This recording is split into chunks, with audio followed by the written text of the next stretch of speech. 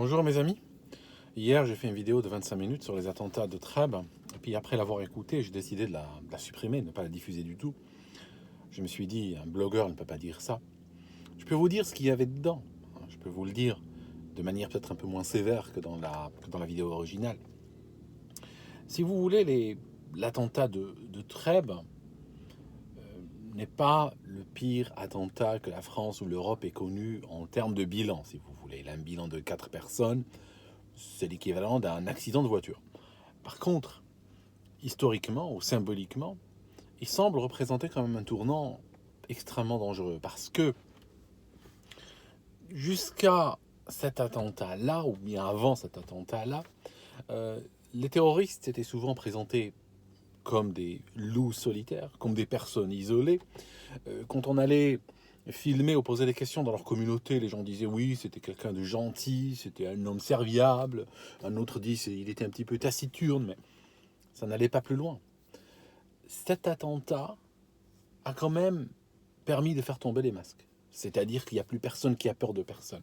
L'autorité de l'État en termes de lutte contre le terrorisme en France n'existe pas. De sorte que de plus en plus de gens se sentent de plus en plus libres en quelque sorte d'exprimer le fond de leur pensée sans devoir le cacher. Donc déjà, l'épouse du criminel, du terroriste, elle a dit que elle, elle aurait souhaité qu'il y ait eu plus de morts. D'accord, bon, voilà. Dans le cercle familial immédiat, on peut dire qu'il y a un support, il y a une adhésion complète à ce projet terroriste. Dans la cité, où les journalistes se sont rendus, des jeunes ont menacé de mort les, euh, les journalistes, et puis ils ont scandé donc, des slogans en soutien aux terroristes. Il y a quelqu'un de la gauche qui a soutenu l'acte ou les conséquences de l'acte en se félicitant de la mort du gendarme. Donc effectivement, il n'y a personne qui a peur de personne. Donc là, on commence à arriver à une sorte de masque, à une situation où les masques tombent. Deuxièmement, et là où ça devient très, très inquiétant, et c'est vrai que sur ce thème que la vidéo était centrée hier, c'était sur le thème de la guerre civile. C'est-à-dire que aujourd'hui, on voit que ce terroriste n'est pas juste un fou isolé qui ne représente personne, mais on voit qu'il est finalement la lame, la partie coupante, mais il n'est pas l'alpha et l'oméga. Cette partie coupante a le bras, a le corps, il y a le reste qui supporte, si vous voulez, l'action de cette lame. Mais effectivement, on voit qu'au niveau familial, au niveau communautaire, et puis même au niveau politique, il y a un soutien pour des actions comme celles qui ont été commises à Trèbes.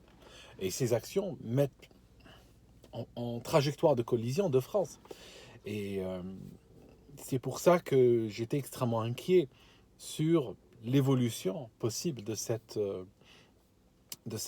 situation-là. Sur le long terme, s'il y a une guerre en France, permettez-moi de dire ces mots qui sont quand même terribles, j'ai du mal à les entendre, j'ai pas envie de les dire, mais je vais les dire quand même. On voit bien où se trouvera la ligne de fracture.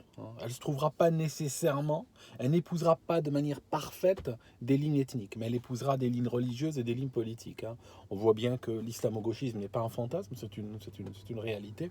Et on voit bien que on peut tout à fait imaginer que le prochain attentat, qui pourra y avoir lieu dans 3 jours, 3 semaines ou 3 mois, ça sera toujours un fichier S venant originairement du Maroc, d'Algérie ou de Tunisie, qui sont ces pays qui ont servi, on va dire, d'expérience sociétale bien avant vous, en fait, parce que euh, ces pays, il faudra que je le détaille, mais je pense que je le détailler de manière assez ample sur un moment de vidéo, ont servi de bassin, on va dire, d'expérimentation du salafisme et du wahhabisme qui a été poussé, on va dire, à la demande des Occidentaux. Hier, il y a le prince saoudien qui est en visite aux États-Unis qui a dit on a dû étaler le wahhabisme, on a dû exporter le wahhabisme à la demande de nos alliés, à la demande des Occidentaux. C'était en fait pour contrer, on va dire, l'URSS à l'époque, d'accord, dans le contexte de la guerre froide. Mais bon, des pays où il y a beaucoup de petites têtes, ça signifie petites têtes, démographie galopante, des gens extrêmement, extrêmement stupides, beaucoup de consanguinité, il faut le dire, illettrisme, tout ça, on finit par devenir des réservoirs, on va dire, de gens comme ce Lakdim hein, qui a commis l'attentat. Le prochain terroriste sera bien sûr fiché S, sera connu des services de police, il aura fait de la prison, il aura été une petite frappe de cité et tout ça. Et malheureusement, les mêmes schémas se répètent. J'aimerais vous dire un truc, et je pense compter sur votre intelligence. Euh, je sais qu'il y aura toujours 2-3 personnes qui feront semblant de mal comprendre, mais il faut que je vous le dise. Euh, tout d'abord, juste une remarque au passage qui n'a rien à voir avec la vidéo, entre parenthèses. Ça fait plusieurs jours que l'attentat a eu lieu. Je n'ai pas entendu une seule féministe se plaindre de la société patriarcale où un homme est venu donner sa vie pour remplacer une femme. D'accord ? Okay, parce que l'égalité des sexes qu'elle veut prôner veut que, dans un naufrage de navire par exemple, eh ben, les hommes bousculent les femmes et montent les premiers dans les canots de sauvetage. Elle veut que des actions comme celle de Trèbes, des actions héroïques de ce niveau-là n'arrivent pas. Mais vous voyez là, soudainement, silence radio, on ne les entend pas. Ça, c'était juste entre parenthèses. Ce que je voulais vous dire réellement, c'est que j'aimerais formuler une mise en garde par rapport à quelque chose. On ne lutte pas contre le terrorisme en donnant ses meilleurs hommes se faire égorger par des terroristes. Je vous le dis, c'est l'Algérien qui vous parle. Honnêtement, j'ai envie de faire cette vidéo en algérien et de vous la sous-titrer parce que je dois réfléchir en algérien et traduire en temps réel. Je reconnais la noblesse des sentiments qui ont animé ce gendarme. Je salue sa mémoire. Je souhaite qu'il repose en paix et qu'il se lève dans la gloire, comme on dit ici. J'aimerais quand même vous dire que je ne voudrais pas que ce genre d'exemple se répète. Ça signifie que moi, honnêtement, j'aurais préféré que le terroriste finisse avec une balle de 45 dans la tronche, en première intention, que de voir un homme de ce calibre, un homme du calibre de ce monsieur Arnaud Beltrame, finir dans une morgue.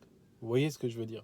Même si c'est vrai que dans ce cas que je décris, il y aurait peut-être des gens qui seraient plaints d'un usage excessif de la violence, peut-être du non-respect des procédures, de la précipitation, de la police toujours prompte à la violence et tout ça. On l'a vu, hein, on sait bien qu'aujourd'hui, un voyou qui a maille à partir avec la police finit par avoir le président de la République à son chevet, hein, très rapidement, alors qu'on voit ça un peu moins quand il s'agit d'un flic.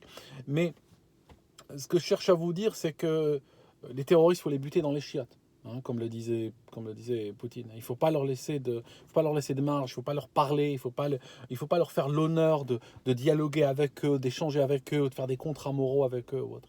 Ça ne marche pas comme ça, hein, d'accord? Parce que vous allez perdre vos meilleurs hommes et eux, ils vous tuent et puis ils sont contents d'aller au paradis et leur famille. D'ailleurs, au passage, pourquoi les Israéliens, quand un Palestinien se fait sauter dans un bus, quand un terroriste palestinien se fait sauter dans un bus, pourquoi ils détruisent la maison de la famille? Ce qu'a dit l'épouse de cet homme, j'aurais souhaité qu'il y ait plus de morts, vous explique pourquoi. Parce que très souvent, quand un terroriste commet un attentat, sa famille après est littéralement glorifiée. Les gens sont littéralement à genoux devant sa famille. Pourquoi? Parce que le terroriste, j'avais lu le hadith une époque, a le droit de sauver, je crois, si mes souvenirs sont bons, je ne me rappelle plus le chiffre exact du hadith, mais dans les 70 personnes. Ça signifie, Dieu lui donne littéralement 70 jokers qui permettent. Il dit, bon, toi, tu as tué des gens, tu es mort pour un homme de pouvoir, tu es mort pour un calife, bon, c'est extraordinaire. Donc voici 70 jokers, tu peux sauver 70 personnes, tu peux les soustraire à la justice divine. Quoi que ces personnes euent fait dans leur vie, tu peux les soustraire à la justice divine. Tu es une divinité en ce qui concerne 70 personnes. Tu es celui qui apporte la grâce, tu es celui qui sauve, tu deviens le sauveur pour ces 70 personnes. Et donc, immédiatement, l'assassin, le terroriste, la crapule, la petite frappe, pense qu'il pourra sauver sa famille. La communauté, hein, comme celle qui soutient le terroriste, perçoit cette famille donc comme étant une sorte d'aristocratie spirituelle. Ce sont des gens qui sont déjà partis au paradis, quoi. Et donc, parfois, il y a ce qu'on appelle en anglais un incentive. Ça signifie le fait que des gamins voient ça, ou que des jeunes et moins jeunes voient cette situation-là d'une famille de terroristes glorifiés, recevant de l'argent, recevant des trucs comme ça. Ça peut influencer des jeunes à comprendre que se dire, tiens, le djihad, c'est une bonne chose. Donc si moi, je me fais sauter aussi, ou je fais ceci, ou je fais cela, ou je tue des gens, ma famille sera honorée, me sera redevable jusqu'à la fin des temps. Effectivement. Donc, pour casser un petit peu ce mythe, pour casser ce rêve ou cette histoire, les Israéliens rasent la maison, virent la famille. Donc, comme ça, le terroriste sait avec certitude que s'il va commettre un attentat, sa famille est à la rue. Et il le sait. Son vieux père, sa vieille mère, malade, tout ça, tout le monde à la rue, la famille rasée. Il le sait. Donc, il doit réfléchir à deux fois. Hein. Il doit réfléchir à deux fois. Il doit lire le hadith plusieurs fois pour être sûr d'avoir bien compris. Parce qu'il sait qu'il y aura un préjudice. En termes de préjudice. On va parler de préjudice maintenant. Euh, préjudice. Vous savez, il y a 18 000, 19 000 fichiers S pour terrorisme en France. J'ai écouté hier Alexandre de Val, disait qu'il faut jusqu'à 15 agents pour surveiller 24 heures sur 24 un fichier S. D'accord ? Alors, je vous dis un truc. Déjà, c'est du foutage de gueule. Déjà, je n'y crois pas parce que il y a une vidéo que j'ai partagée sur ma page Facebook il y a quelques jours où le porte-parole du gouvernement, pardon du peu, donc c'est pas un blogueur, c'est le porte-parole du gouvernement français, dit qu'il y a des quartiers en France qui sont sous le pouvoir des salafistes. D'accord ? Donc c'est la République française qui a reconnu un contre-pouvoir en France. Hein, c'est très simple. Un point historique aussi. Vidéo super historique. Ça signifie que quand tu as ce potentiel terroriste, ce fichier S qui est dans une cité sous le pouvoir des salafistes, tu le surveilles comment ? On sait bien que ces cités, il y a du chouf parce qu'il y a des trafics qui s'y passent souvent. Donc il y a de la surveillance. On sait bien que le blanc n'a pas le droit de citer. On sait bien que le flic n'a pas le droit de citer. On sait bien que tous les inconnus, toutes les têtes bizarres, au moment où la personne gare la voiture, elle est déjà remarquée, repérée. Donc je ne vois pas comment des flics vont surveiller cette personne. À moins qu'elles vont surveiller les lignes téléphoniques à son nom, les trucs internet à son nom, mais c'est du foutage de gueule encore, parce que, vous le savez, n'importe quel iPhone, avec n'importe quelle application de base, même le FBI a dû dépenser des millions de dollars pour décrypter ce qu'il y a dedans. Et encore, c'est pas quelque chose que tu peux faire systématiquement. Donc, quand vous rajoutez à cela que ces gens qui sont fichés S vivent dans des endroits où il y a l'économie souterraine, où il y a des il y a beaucoup d'informels qui circulent, il y a beaucoup de choses, des messages qui se transmettent de bouche à oreille, bah, tu sais, tu peux surveiller autant que tu veux. Hein. Tu peux surveiller sa ligne téléphonique, il n'y a rien. Hein. Tu verras peut-être qu'il a commandé une pizza halal quelque part, hein. C'est tout. D'accord ? Par contre, c'est un enfant qui va arriver avec un sac à dos, il y aura un calage démonté en pièces qui a été commandé par une femme qui l'a visité la veille, qui a été dire un message à quelqu'un quelque part. Tu ne verras rien du tout. D'accord ? La prochaine chose que tu verras, c'est le gars se garer devant un super U, peut-être pour aller acheter quelque chose. Hein. Et la prochaine chose que tu sais, c'est que tu entends tirer dans le super U. Okay ? Ça n'ira pas plus loin. Okay. Donc, supposons quand même, restant dans cette logique, qu'il faille 15 personnes pour surveiller les 18 000, 19 000 fichiers. Ok. Ça signifie qu'il faut 270 000 personnes pour surveiller tous ces terroristes potentiels. C'est des terroristes potentiels. Hein. Je vous dis, le prochain terroriste en France sera un fichier S, garanti. D'accord. 270 000 personnes, hein, plus d'un quart de million. L'effectif de la police française en tout, y inclut les cuisiniers, les techniciens, les gens qui débouchent les chiottes, les gens qui changent les lampes, tout le monde. Les secrétaires, les gens qui ne font pas du terrain nécessairement, que tu ne peux pas compter qu'en flic. Il y a 149 000 personnes.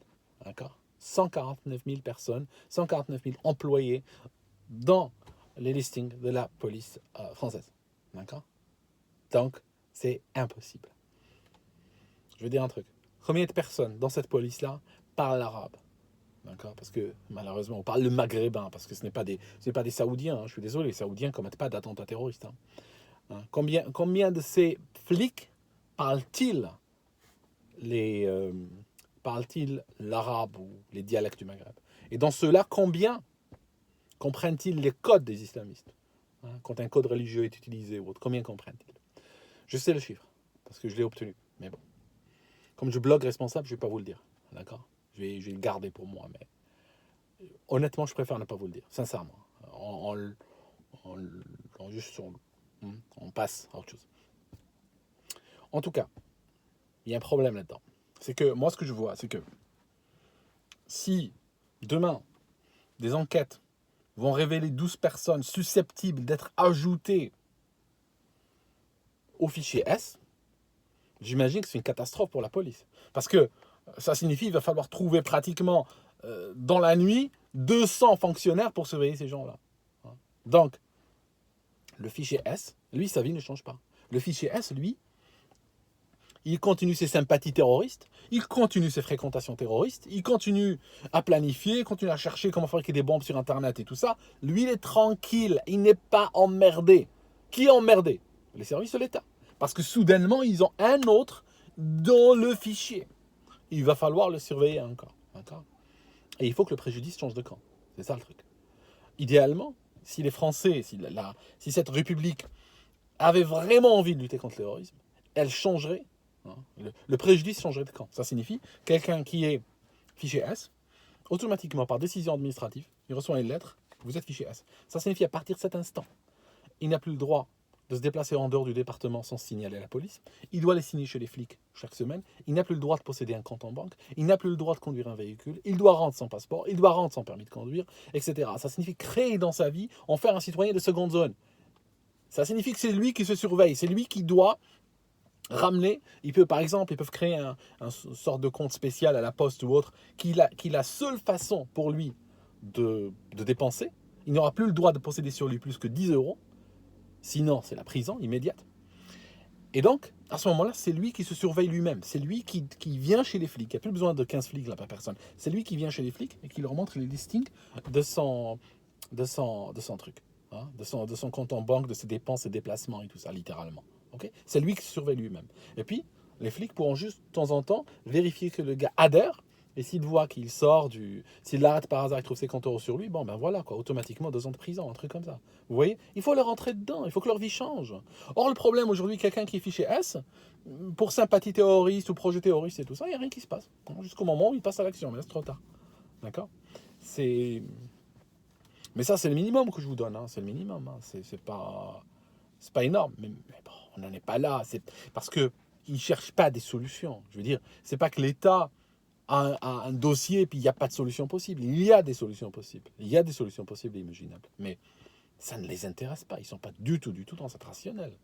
C'est juste bougie, on se recueille et tout ça. Je ne dis pas que c'est pas bien. C'est bien de se recueillir, de se sentir solidaire, de se sentir mu par le même sentiment en tant que nation et tout. Ça a du positif, je ne dis pas.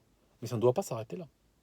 Parce que sinon, vous attendez, c'est le tir au pigeon après. Hein, vous êtes là et vous attendez que le prochain terroriste vienne trucider des gens et puis vous laissez la brûler. Hein. Les bougies que vous avez soufflées aujourd'hui, vous les rallumerez pour les prochains. Quoi. Je veux dire, ça n'a plus aucun sens, mes amis. Ça devient ridicule, ça devient grotesque. Hein. C'est ça. Je sais pas. Et moi, je trouve vraiment dommage pour vous que votre pays finalement soit plongé dans une guerre civile, pardon du mot encore, à cause, je dirais même pas à cause des musulmans, c'est même pas ça le sens de mon discours, à cause d'autorités tellement lâches, tellement veules, qu'elles sont incapables d'arrêter des terroristes qui sont pas plus que des frappes de cité, pas plus que des petits délinquants de merde, sont pas capables de les arrêter. Ils les laissent commettre des attentats, augmenter les tensions entre les communautés et fatalement, forcément un jour, précipiter ce pays entier dans le chaos juste parce qu'on n'a pas voulu nettoyer au Karcher. C'est tout. Ce sont des gens, franchement, je ne vois pas pourquoi. Et en plus, hein, je celle-là et j'arrête, hein, parce que je vais en dire trop sinon.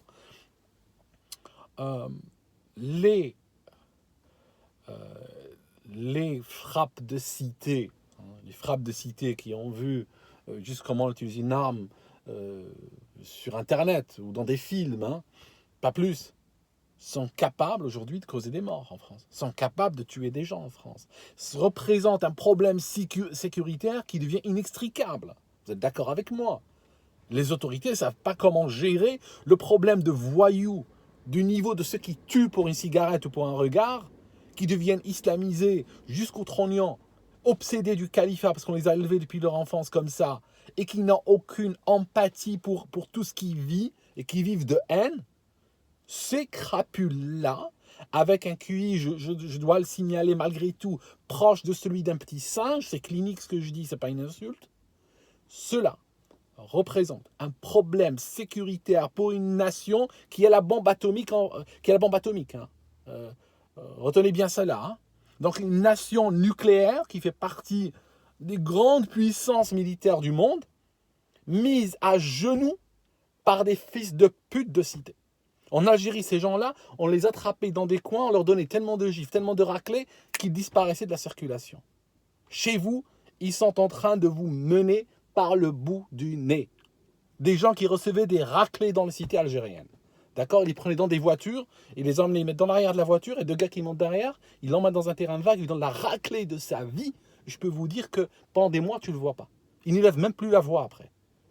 Ces gens-là sont aujourd'hui en train de vous faire asseoir sur une bouteille, comme on dit en Algérie. Je suis désolé, je traduis de l'algérien, c'est comme ça qu'on parle en Algérie. On dit gadou el qara. Ok, il faut que j'arrête de parler algérien, sinon je vais partir en algérien. Alors, je vous dis un truc.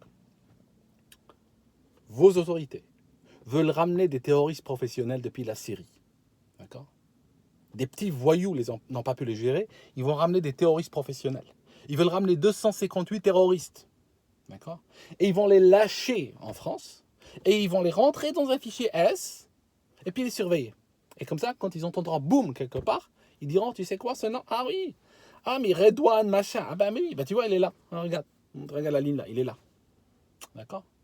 Sauf que ceux-là, hein, ce sont des terroristes professionnels. Ils ont fait baisser le niveau de l'espérance vie en Syrie de 75 à 55 ans. La population syrienne a baissé de plusieurs millions de personnes. Des villes ont été rasées. Des monuments qui étaient là à l'époque de Jésus n'existent plus. D'accord? Ils ont commis des boucheries abominables. Ils ont appris à des enfants de 3 ans à égorger des gens. D'accord? Si vous les ramenez, si vous laissez cette caste bourrée de cocaïne à Paris, cette caste complètement, je ne trouve pas les mots, il n'y a pas des mots pour les décrire. D'accord? Cette caste de dégénérés, vous les laissez ramener ces terroristes et vous les lâchez parmi vous, ils vont vous massacrer. C'est très simple, ils vont vous massacrer. C'est, pour moi, l'équivalent moral, c'est comme si la France demandait à son aviation d'aller faire une frappe sur Lyon ou Grenoble ou Bordeaux ou autre. Hein. C'est littéralement aller jeter des bombes sur vos villes. C'est l'équivalent moral. Parce que ces assassins qui vont venir, ils ne viendront pas en amis. Ils ne viendront pas pour repartir à zéro. Ils viendront pour assassiner. Ça nous est arrivé, nous, en Algérie. Hein. Au début de la vidéo, je vous parlais de exportation du wahhabisme et tout ça, qui en Algérie a trouvé vraiment beaucoup de... Et par la migration, il a rebondi chez vous, il est devenu encore pire.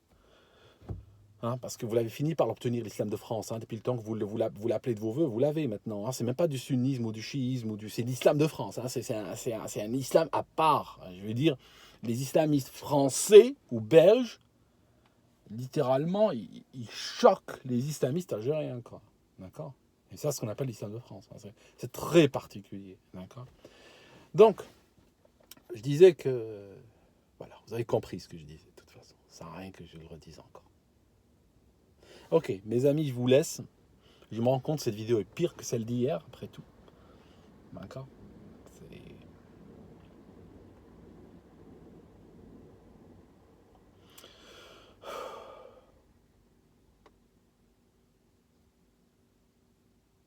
terrible de voir comme ça un pays se flinguer, se suicider. C'est du suicide. Je ne sais même pas comment l'appeler. Est-ce qu'on peut dire pour un pays entier c'est du suicide? C'est... Je sais pas.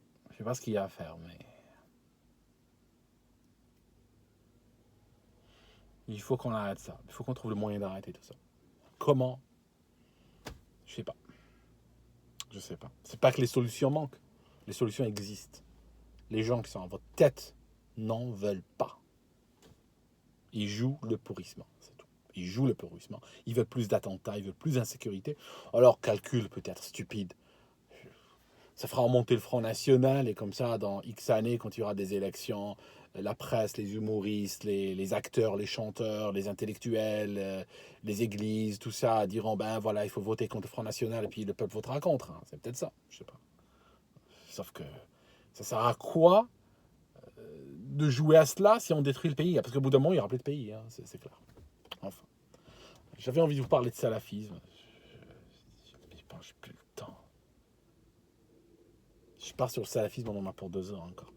J'arrête là. Et je reviendrai une autre fois vous parler de salafisme. Il faut que ce mot est utilisé un peu beaucoup trop, à mon sens. Il faut peut-être le remettre dans son contexte et comprendre ce que c'est que le salafisme. À bientôt, mes amis. Je vous laisse à une autre fois.